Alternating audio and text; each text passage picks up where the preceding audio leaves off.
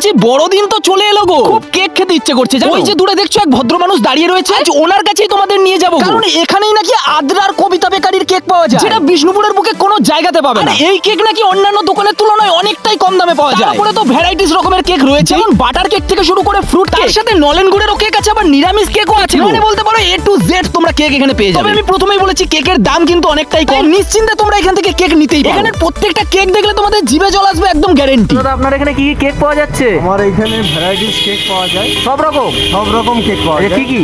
আর নিরামিষ কেক, কবিতা bakery, আদ্রার cake, আদ্রার cream, আদ্রার কবিতা bakery, তাই তো? আদ্রার কবিতা বেকারির কেক। বাহ।